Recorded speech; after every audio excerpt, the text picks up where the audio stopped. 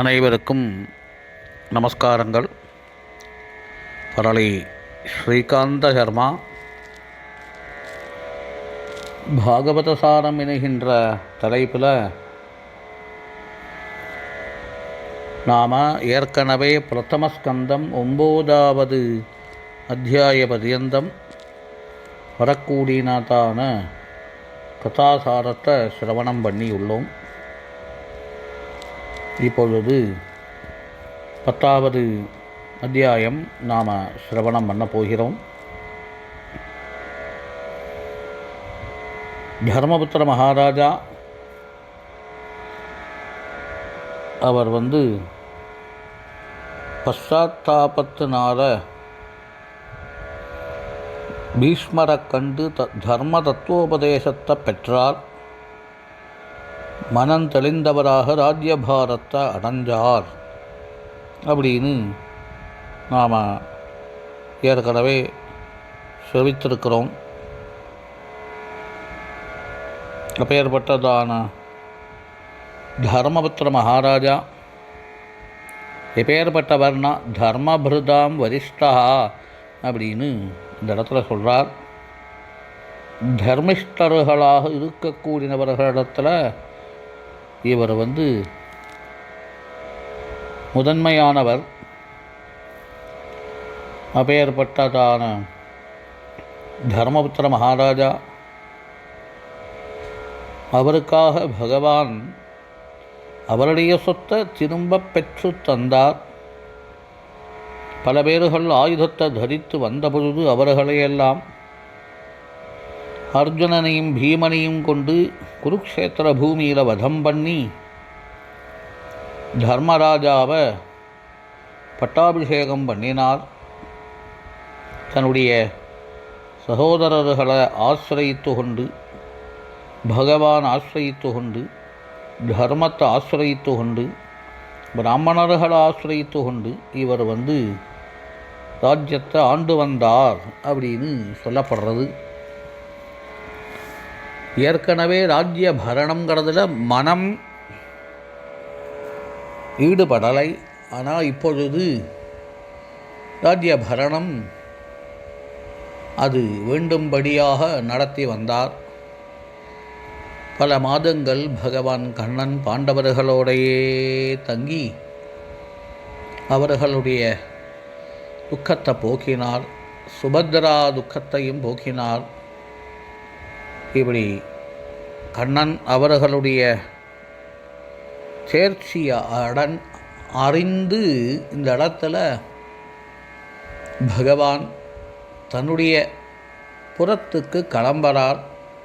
துவாரகைக்கு புறப்படும் பொழுதே பாண்டவர்கள் பகவானை தடுக்க முடியாமல் தர்மபுத்திர மகாராஜாவோட பல தூரம் தொடர்ந்து வந்தார்கள். அர்ஜுனனோ பகவானோடையவே கிளம்பி கண்ணனுக்காக பட்டுக்கொடை பிடித்தான். யானை, குதிரை, தேர் அப்படின்னு சதுரங்க சைன்யமும் பகவானுக்கு அகம்படியாக இந்த யாத்திரையில் தொடர்ந்து வரப்பட்டது. குருவம்சத்து ஸ்திரீ ஜனங்கள் யார் யார்கள் வீட்டிலேருந்து வெளிவர முடியாமல் இருக்கின்றார்களோ அவர்களெல்லாம் தன் மாளிகையினுடைய மேல்புறம் ஏறி பகவானுடைய யாத்திரத்தை கண்டு ஆனந்தத்தை அனுபவித்தார்கள். அவர்கள் பேசக்கூடியதான அசூயா கலுஷிதமான வார்த்தைகள் இந்த இடத்துல சொல்லப்படுகின்றது. ஷோடசஸ்திரீ சகசிரேஷனாக இருக்கக்கூடியதான பகவான் துவாரகா ஸ்திரீகளுக்கு தன்னுடையதான திவ்யமான சௌந்தரியத்தை சதா சமயமும் பானம் பண்ணும்படியான பாக்கியம் பெற்று தந்திருக்கிறார்.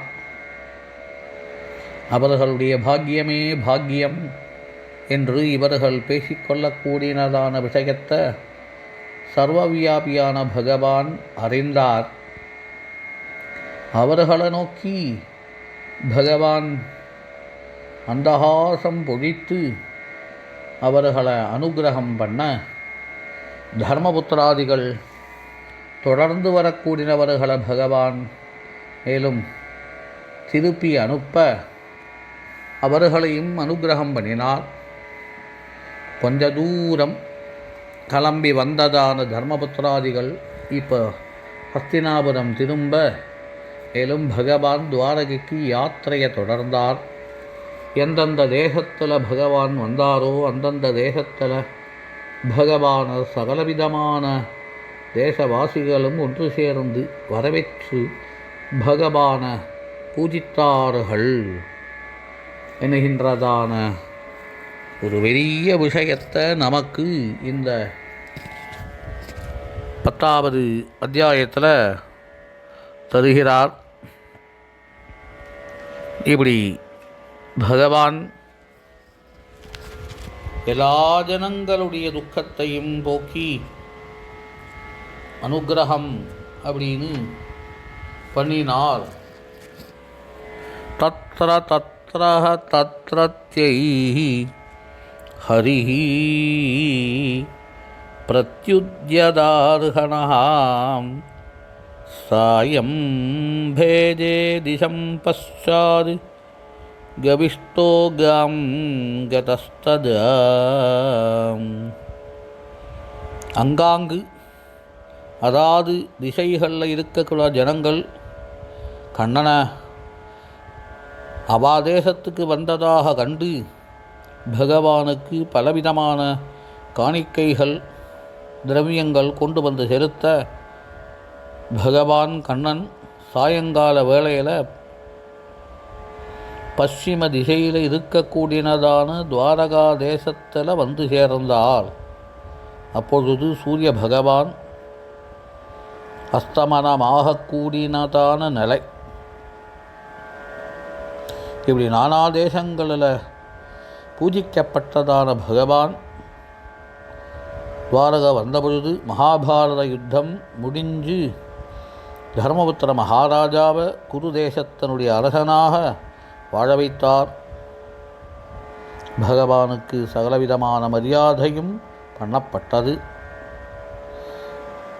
எல்லோரும் பகவத் தரிசனத்தினால் ஆத்மானந்தானுபூதியை அனுபவித்தார்கள். பகவன் மகிமைகளை பாடினார்கள்.